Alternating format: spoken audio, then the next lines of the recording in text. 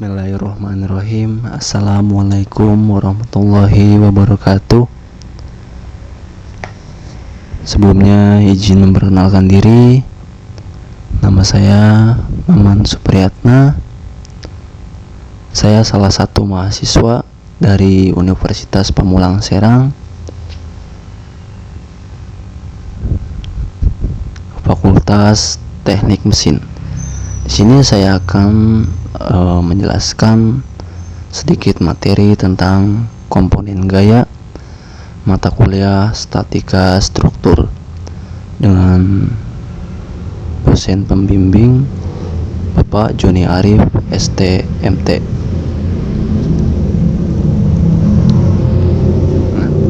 Yang pertama, kita harus mengetahui apa itu gaya. Gaya adalah suatu aksi bodi terhadap bodi lain. Suatu gaya cenderung menggerakkan sebuah bodi menurut arah kerjanya.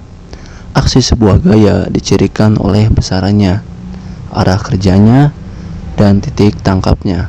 Misal, besaran gaya sama dengan 100 kg atau F. Arahnya sama dengan tegak lurus ke bawah. Titik tangkap sama dengan panjang garis. Misal 1 cm sama dengan 50 kg, maka panjang garis sama dengan 2 cm. Ini adalah gambar orang lagi terjun. Di sini mempunyai P sama dengan 100 kg atau F. Oke, next. Nah, di dalam gaya juga ada yang namanya hukum Newton. Pasti setiap gaya itu berhubungan dengan hukum Newton. Apa itu hukum Newton? Nah, hukum Newton itu ada 3 hukum Newton. Yang pertama, hukum Newton 1 adalah sebuah partikel akan tetap diam atau terus bergerak dalam sebuah garis lurus dengan kecepatan tetap jika tidak ada gaya tak seimbang yang bekerja padanya. Kemudian hukum Newton 2 adalah bila percepatan sebuah partikelnya sebanding dengan gaya resultan yang bekerja padanya dan searah dengan gaya tersebut, atau bisa disebut F sama dengan M kali A. Ini adalah gambar dari hukum Newton 1 dan hukum Newton 2. Nah, dan yang terakhir hukum Newton 3 adalah bila gaya aksi dan reaksi antara bodi yang berinteraksi memiliki besar yang sama, berlawanan arah dan segaris. Ini adalah gambar dari penjelasan hukum Newton 2. Ini ada 2 orang, ini adalah aksi dan reaksi. Ini adalah bodinya yang didorong berlawanan.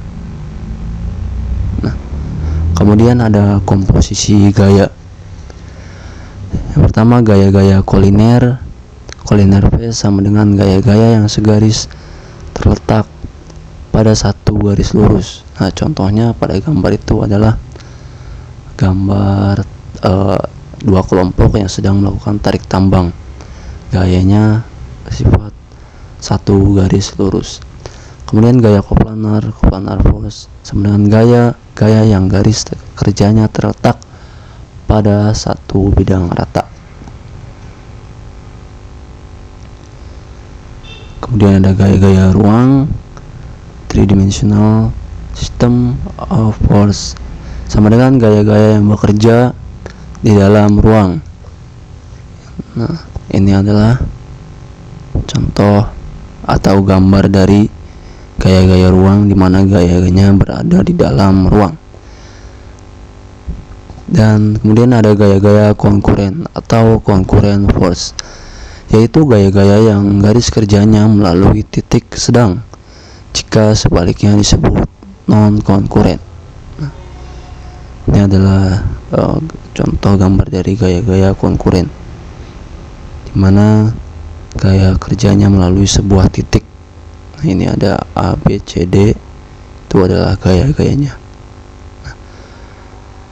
Kemudian penandaan arah gaya. Gaya positif jika arah gaya ke kanan atau ke atas. Kemudian gaya negatif jika arah gaya ke kiri atau ke bawah. Kemudian keseimbangan gaya.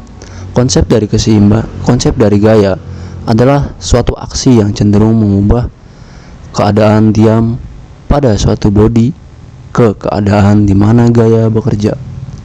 Pada gaya kuliner, gaya akan seimbang bila jumlah aljabar gaya-gaya itu sama dengan 0. Misal P lebih besar dari G, maka benda akan ke atas. P kurang dari G, benda akan ke bawah. P sama dengan G, ya, berarti benda seimbang. Kemudian pada gaya konkuren koplanar, gaya akan seimbang bila jumlah aljabar dari komponen-komponen pada sumbu X dan Y yang sama dengan 0. Itu ada penjumlahan Fx sama dengan 0 dan Fy sama dengan 0. Ini adalah gambar dari gaya konkuren koplanar. Bisa kita lihat gayanya, garisnya. Nah, penjelasannya, P dapat diganti oleh M dan N bila min M sin alpha tambah N sin beta sama dengan 0, dan M cos alpha ditambah N cos beta sama dengan P. Penjumlahannya X sama dengan 0 atau min MX tambah NX sama dengan 0, dan penjumlahan Y sama dengan 0 atau MY tambah N min G sama dengan 0. Nah, bisa kita lihat ini gambarnya. Ya, ini adalah rumusnya dan ini adalah gambarnya. Nah, kemudian resultan gaya. Resultan gaya adalah sebuah gaya yang menggantikan dua buah gaya atau lebih yang mengakibatkan pengaruh yang sama terhadap sebuah materi atau benda, di mana gaya-gaya itu bekerja dengan titik yang sama. Metode untuk mencari resultan gaya, yang pertama metode jajaran genjang, yang kedua metode segitiga, dan ketiga metode poligon gaya. Nah, resultan dari sistem-sistem gaya. Resultan gaya-gaya dari suatu sistem gaya adalah gaya tunggal pada sistem gaya, di mana dapat menggantikan gaya-gaya asli dari suatu sistem gaya tanpa merubah pengaruh luar pada suatu benda kaku. Keseimbangan pada sebuah benda adalah keadaan di mana resultan dari semua gayanya sama dengan 0. Sifat-sifat gaya, momen, dan couple yang telah dibahas dalam sebab terdahulu sekarang akan dipakai dalam menentukan resultan dari sistem-sistem gaya yang sebidang. Nah, kemudian besaran gaya. Besaran gaya ditunjukkan dengan panjang anak panah. Makin panjang anak panah, makin besar gayanya. Misalnya besar suatu gaya G sama dengan 500 kg. Gaya digambarkan dengan menggunakan skala gaya. Misalnya 1 cm sama dengan 100 kg. Berarti panjang gaya di atas adalah 5 cm. Arah gaya. Arah gaya ditunjukkan dengan arah mata panah, misalnya vertikal ke atas atau ke bawah, horizontal ke kanan atau ke kiri, atau miring membentuk sudut tertentu, misalnya sudut 30 derajat terhadap horizontal. Titik tangkap atau garis kerja. Titik tangkap adalah titik yang dilalui oleh gaya tersebut dan ditunjukkan oleh suatu garis kerja gaya. Sebuah gaya dapat dipindah sepanjang garis kerjanya. Kemudian susunan gaya. Yang pertama gaya-gaya kuliner, kedua gaya-gaya koplanar, ketiga gaya-gaya ruang, keempat gaya-gaya konkuren, kelima gaya-gaya non konkuren, dan terakhir gaya-gaya sejajar.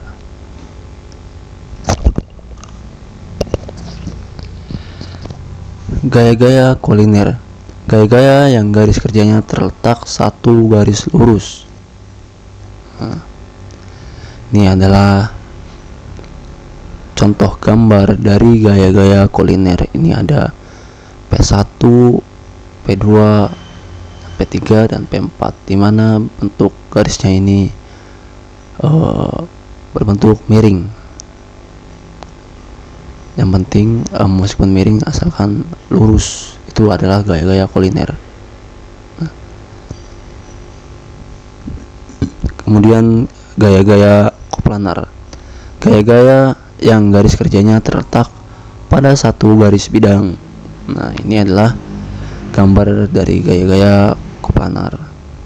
Ini ada P1 ini ke bawah, P2 ke atas, P3 ke bawah, P3 ke atas. Ini yang membedakan adalah sudut kemiringannya. Bisa kita lihat antara P1, P2, P3 dan P4, sudut kemiringannya berbeda-beda. Kemudian ada gaya-gaya ruang atau three-dimensional system of force, yaitu gaya-gaya yang bekerja di dalam ruang. Nah, ini adalah contoh gambarnya. Ada sebuah persegi. Ini ada P1, P2, P3 dan P4. Gaya-gayanya bekerja di dalam ruang. Maksudnya di dalam persegi ini gaya bekerjanya. Kemudian gaya-gaya konkuren, gaya-gaya yang garis kerjanya melalui satu titik. Nah, satu titik itu pada gambar ini adalah yang di tengah ini nih. Ada P1, P2, P3 dan P4, itu pasti melalui satu titik ini. Arahnya pun tertuju pada satu titik ini. Jadi P4 itu diawali dari sini terus ke sana. Kemudian ada gaya-gaya non konkuren, yaitu gaya-gaya yang garis kerjanya tidak melalui satu titik. Nah, berarti gaya-gaya non konkuren ini gaya-gayanya bersifat ya abstrak, tidak pada satu titik, tetapi saling berhubungan. Nah, ini ada P1, P2, P3, P4 itu berhubungan pada arah garisnya ini, tapi tidak satu titik, berbeda-beda titiknya, tapi tetap saling melalui. Kemudian ada gaya-gaya sejajar atau parallel force, yaitu gaya-gaya yang garis kerjanya sejajar satu sama lain dalam bidang atau dalam ruang. Ini adalah contoh gambar dari gaya-gaya sejajar, di mana P1, P2, P3 dan P4 itu arahnya sejajar semua, lurus. Meskipun ada yang berlawanan, tetapi tetap sejajar. Itu adalah gaya-gaya sejajar. Cuma yang membedakan mungkin nilainya yang berbeda. Kemudian menggambar, menjumlah, dan mengurai gaya. Menggambar ada skala, menjumlah resultan, mengurai ada komponen. Menggambar gaya. Nah, contoh ini adalah skala gaya.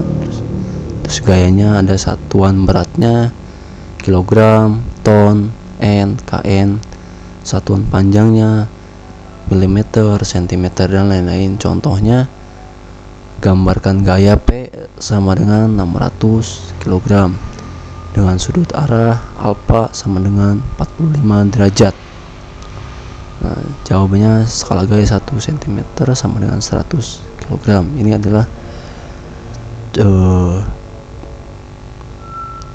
gambar gaya dari contoh soal ini. Ini yang garis biru ini adalah P-nya 600 kg, ini 0 sampai 6, dan ini alfanya sudutnya 45 derajat. Nah, kemudian resultan dan komponen gaya. Pada gambar ini, pada gambar persegi panjang ini, PX dan PY adalah komponen-komponen dari gaya P. Nah, ini PX dan ini PY. Alfa ini mengandung sudutnya berapapun, dan yang sebelahnya R adalah resultan dari gaya P1 dan P2. Nah, ini adalah P1-nya dan ini adalah P2-nya, dan R-nya ini adalah garis yang miring adalah resultannya, mempunyai sudut yang berbeda dari P1 ini ya, bisa kita lihat. Kemudian resultan gaya, cara analitis dan grafisnya. Yang pertama, komponen atau salib sumbu XY gaya. Komponen gaya di grafis, poligon gaya grafis, titik kutub gaya grafis. Nah, kemudian satu komponen atau salib sumbu XY gaya. Ini cara analitisnya. Contoh, gaya P1 sama dengan 40 kN, P2 sama dengan 50 kN, dan P3 sama dengan 35 kN.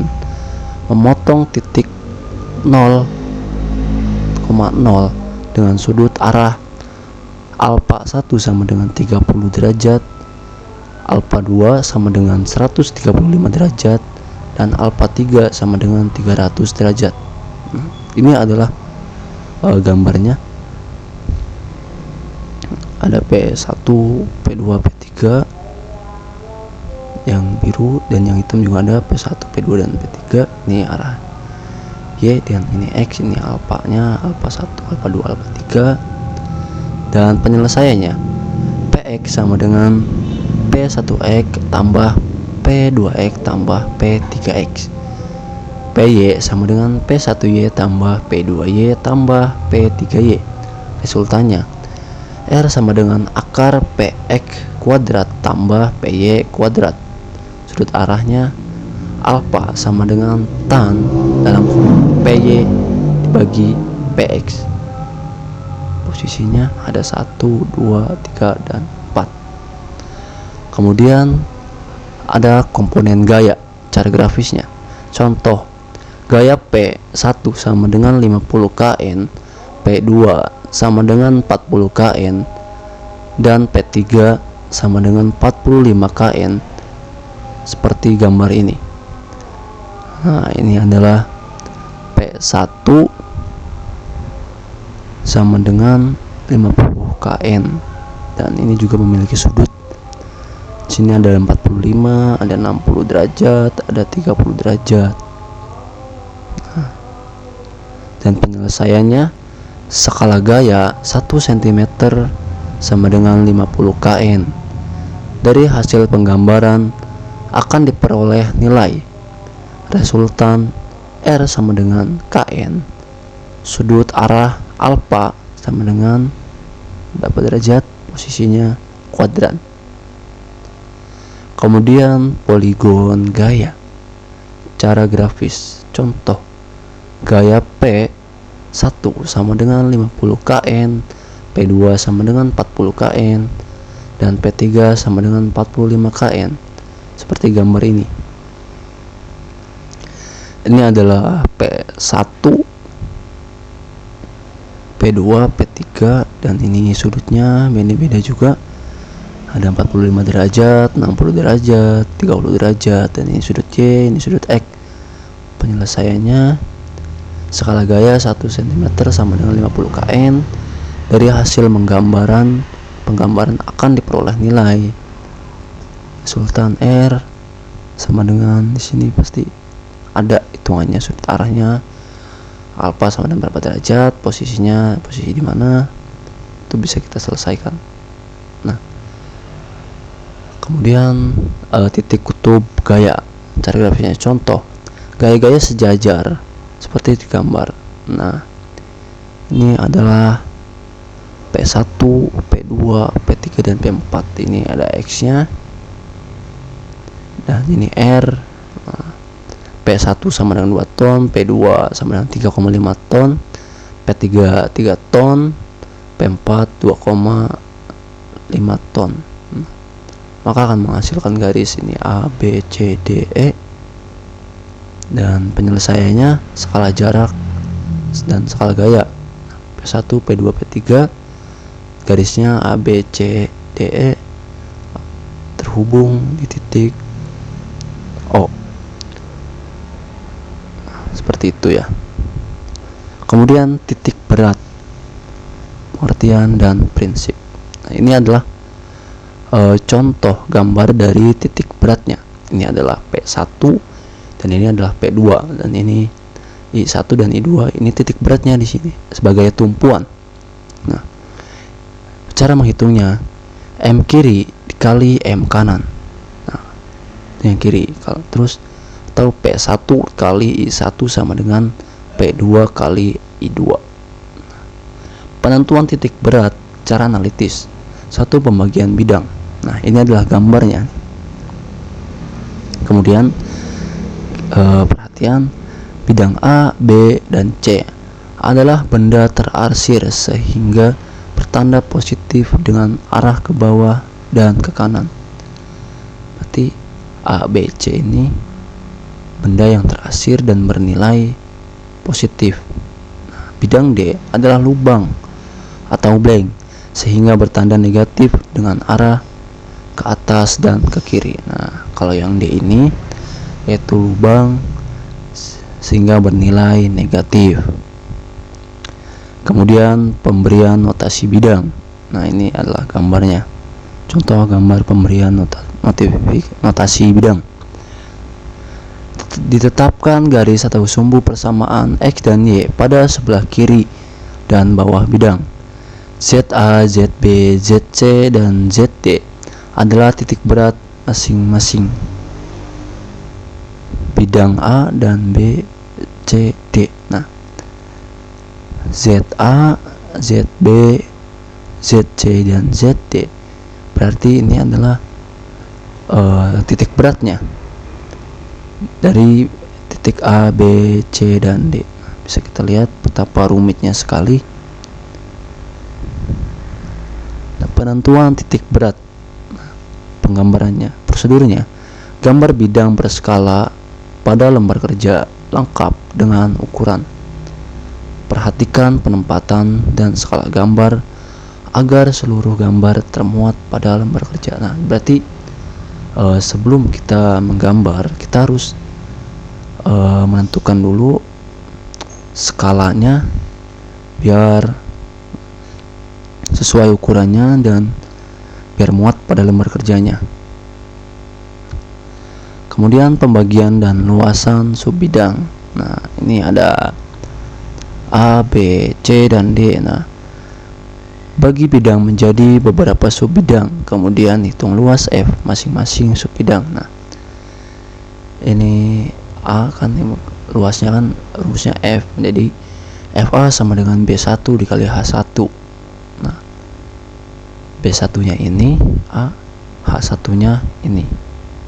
Nah, jadi yang titik yang mencakup bidang A saja ya. Nah, sedangkan yang FB sama dengan setengah B2 dikali H1. Nah, kenapa dikatakan setengah? Karena ini bentuknya ya setengah miring gitu. Di sininya harusnya kan kalau full kotak ini nih. Karena di sini tidak ada, jadi dianggapnya setengah.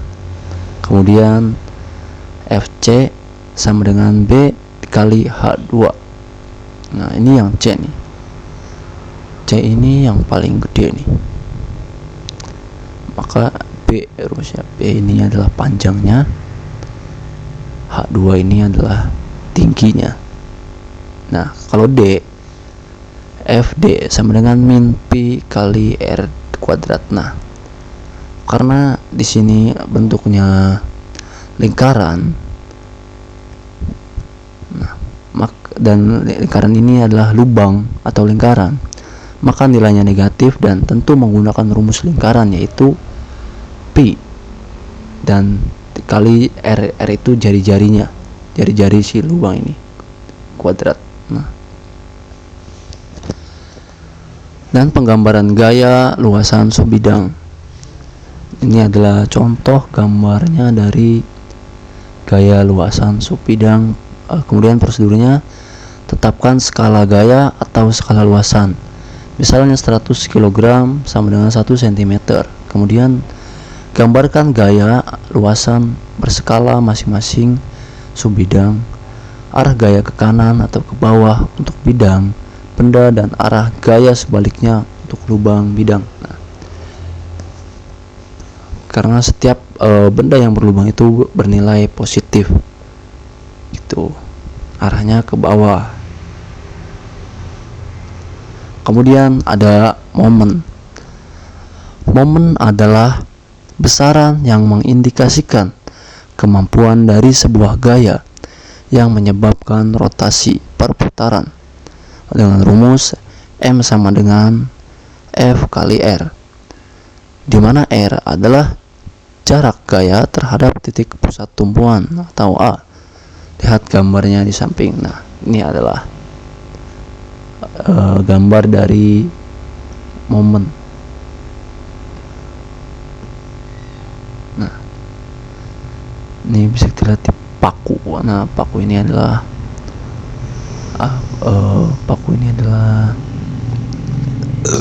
tumpuannya, terus ada palu.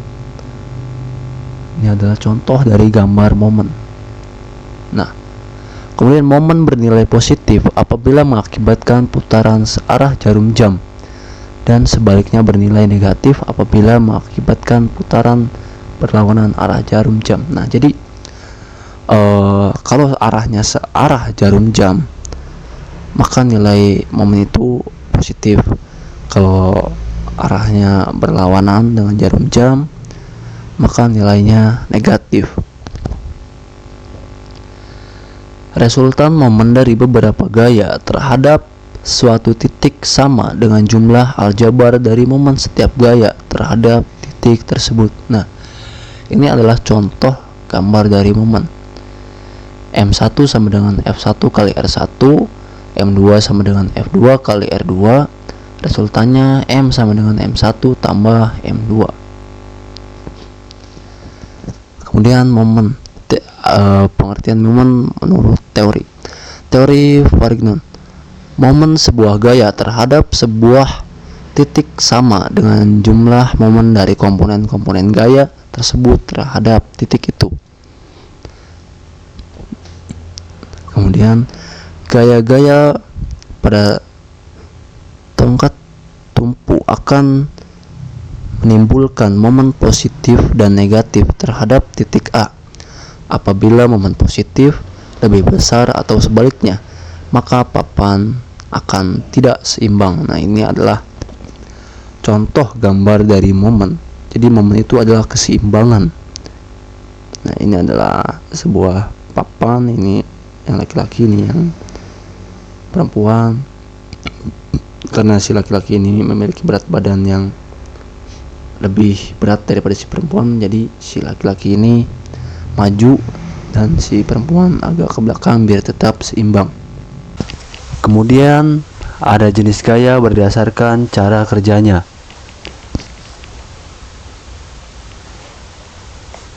Yang pertama, gaya sentuh. Gaya sentuh atau sering disebut gaya langsung adalah gaya yang bekerja dengan cara sentuhan. Artinya, suatu gaya akan menghasilkan efek apabila terjadi sentuhan dengan benda yang akan diberi gaya tersebut. Apabila tidak terjadi sentuhan, maka gaya tidak akan bekerja pada benda.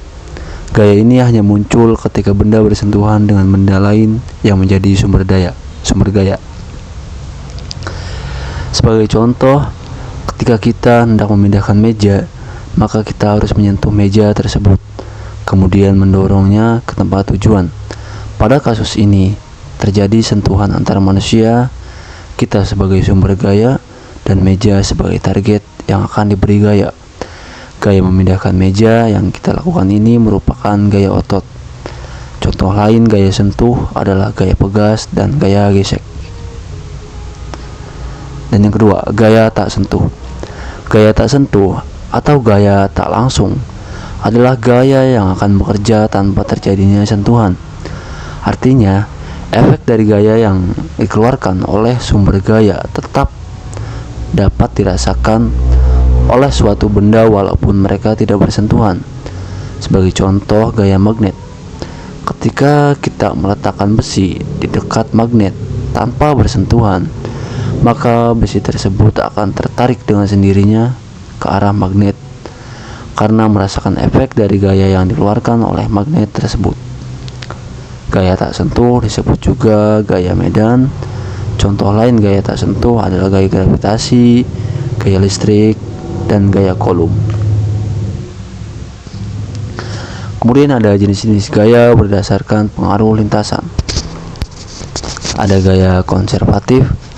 Gaya konservatif adalah gaya yang apabila bekerja pada sebuah benda, maka kerja atau usaha yang dilakukan oleh gaya tersebut tidak bergantung pada lintasan yang ditempuh, tetapi hanya tergantung pada posisi awal dan akhir.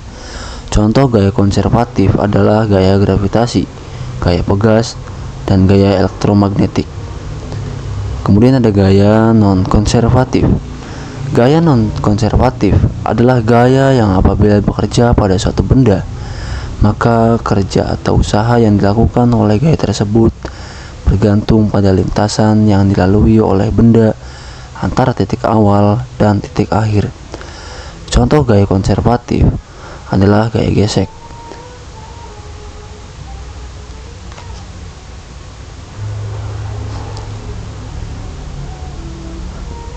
Dan kemudian ada macam-macam gaya dan contohnya.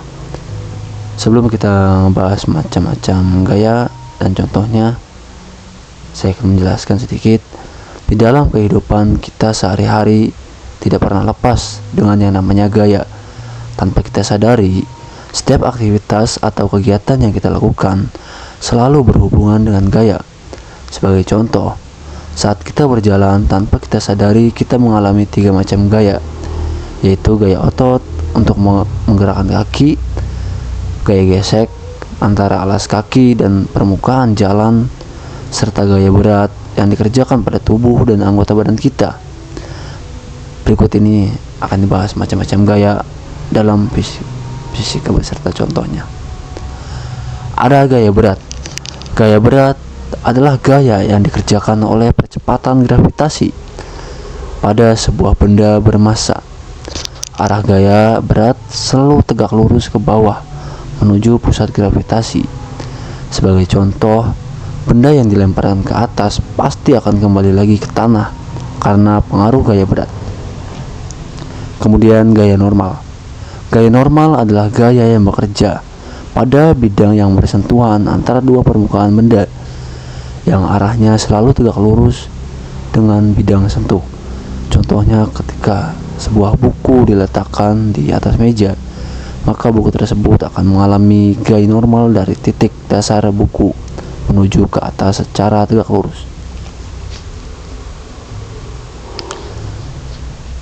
Gaya gesek. Gaya gesek adalah gaya yang dihasilkan oleh dua permukaan benda yang saling bergesekan. Besarnya gaya gesek bergantung pada kekerasan permukaan benda-benda yang bergesekan.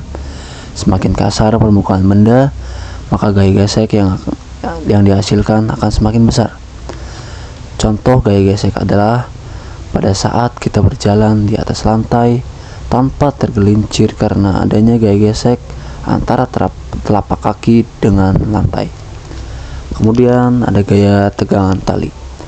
Gaya tegangan tali adalah gaya pada tali ketika tali tersebut dalam keadaan tegang. Contoh gaya tegangan tali adalah ketika suatu benda diikat dengan tali, kemudian benda tersebut digantungkan di atas permukaan tanah, maka pada benda tersebut bekerja gaya tegangan tali yang arahnya ke atas. Dan kemudian ada gaya sentripetal. Gaya sentripetal adalah gaya yang bekerja pada benda yang bergerak melingkar, yang arahnya selalu menuju pusat lingkaran.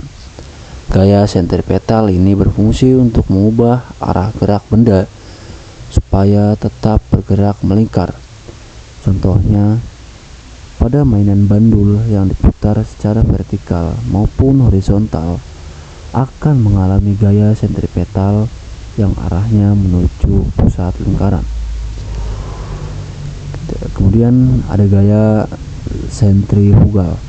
Gaya sentrifugal adalah lawan dari gaya sentripetal.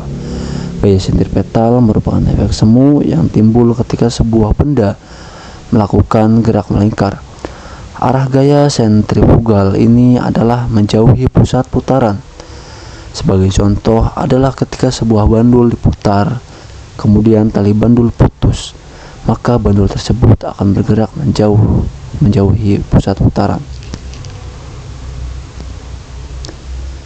Kemudian gaya otot. Gaya otot adalah gaya yang ditimbulkan oleh manusia atau hewan, misalnya pada saat sedang menarik, mendorong, mengangkat, ataupun menahan suatu benda. Kemudian gaya gravitasi. Gaya gravitasi adalah gaya yang berasal dari gaya tarik bumi. Besarnya gaya gravitasi yang dialami oleh benda bergantung pada massa benda tersebut. Semakin besar massanya, maka gaya tarik gravitasinya semakin besar.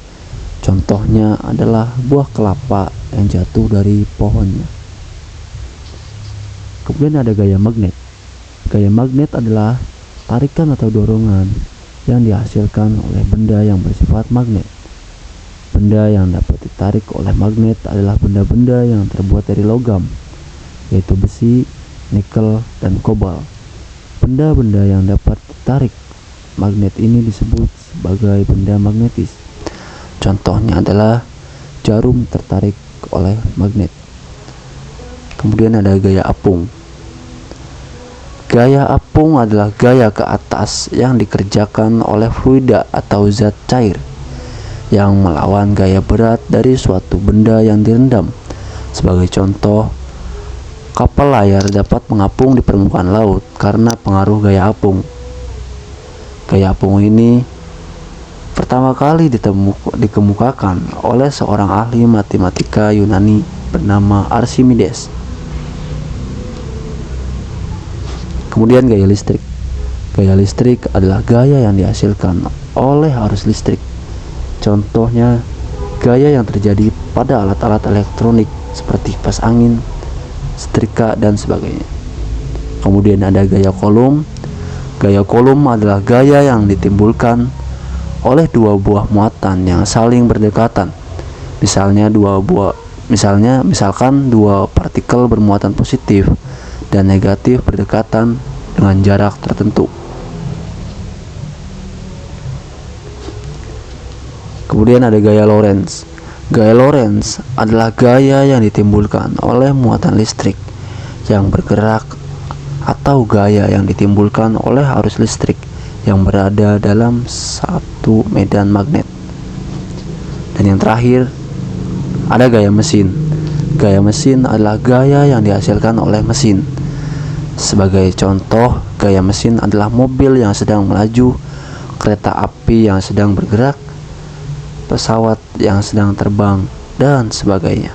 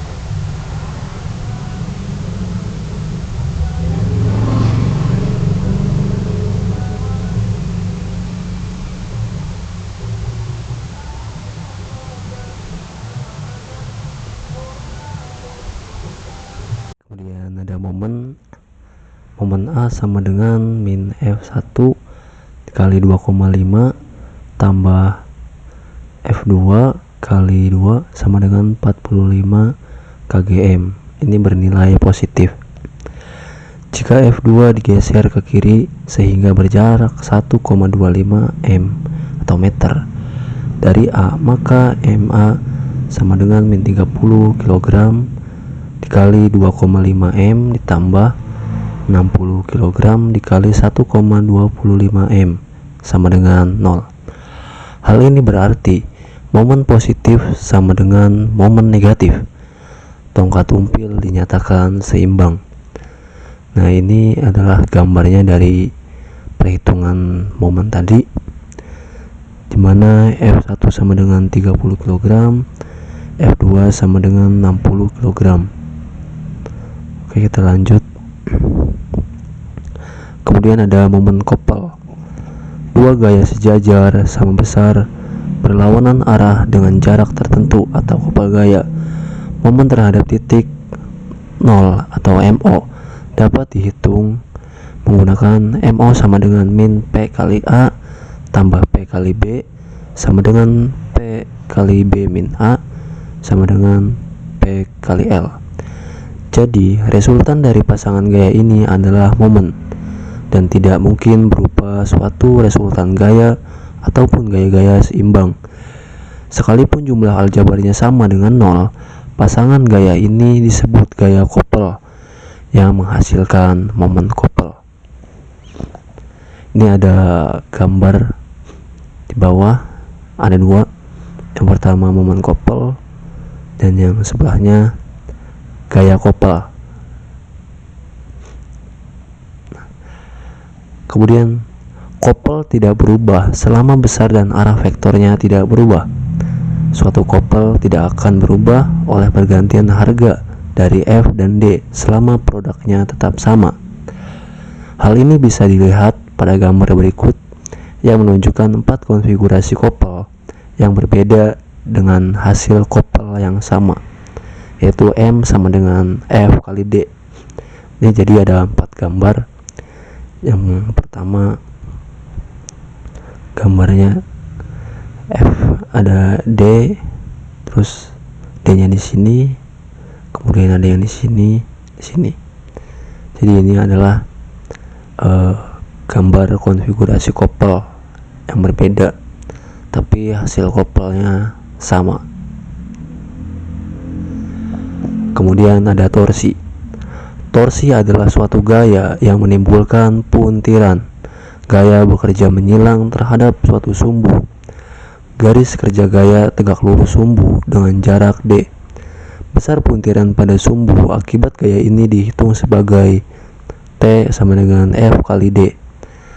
Torsi menganut hukum tangan kanan, yaitu bila ibu jari menunjuk ke arah sumbu, maka jari-jari yang lain merupakan gaya yang menimbulkan torsi negatif. Nah, kita lihat seperti gambar di bawah ini, ada gambar kunci pas dan juga ada gambar baut. Dan baut sebagai pivot dan kunci sebagai turning effect product by force, dan ini ada pegangannya sebagai force here. Kemudian ada contoh soal. Contoh soal ini cuma ada 2 soal dan jawabannya pun sudah pasti ada di dalam materi yang saya jelaskan sebelumnya. Yang pertama, sebutkan bunyi hukum Newton 1, dan yang kedua, apa yang dimaksud dengan momen. Oke, langsung saja kita jawab. Nah, yang pertama, hukum Newton 1 adalah sebuah partikel akan tetap diam atau terus bergerak dalam sebuah garis lurus dengan kecepatan tetap jika tidak ada gaya tak seimbang yang bekerja padanya. Dan nomor 2, momen adalah besaran yang mengindikasikan kemampuan dari sebuah gaya yang menyebabkan rotasi atau perputaran. Kemudian ada contoh soal buat teman-teman. Saya harap teman-teman bisa jawab. Ini cuma ada 2 soalnya, dan jawabannya pun sama, ada di dalam materi yang saya jelaskan sebelumnya. Yang pertama, sebutkan bunyi hukum Newton 3. Dan yang kedua, apa yang dimaksud dengan torsi? Ini gampang banget ya pertanyaannya, jadi silahkan dijawab. Kemudian ada daftar pustaka. Saya mengambil materi tentang video pembelajaran ini dari 2 sumber. Yang pertama dari Elayawan Arbin Tarso, Teknik Mesin IST AKPR IND tahun 2021. Dan yang kedua, saya mengambil materinya dari artikel Statika Teknik Sipil dari Untad.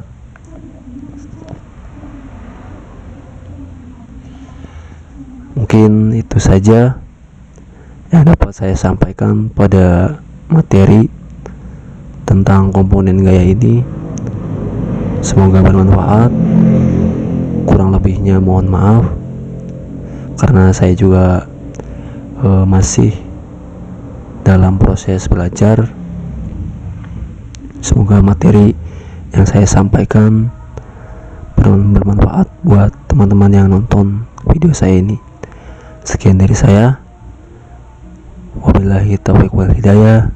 Wassalamualaikum warahmatullahi wabarakatuh.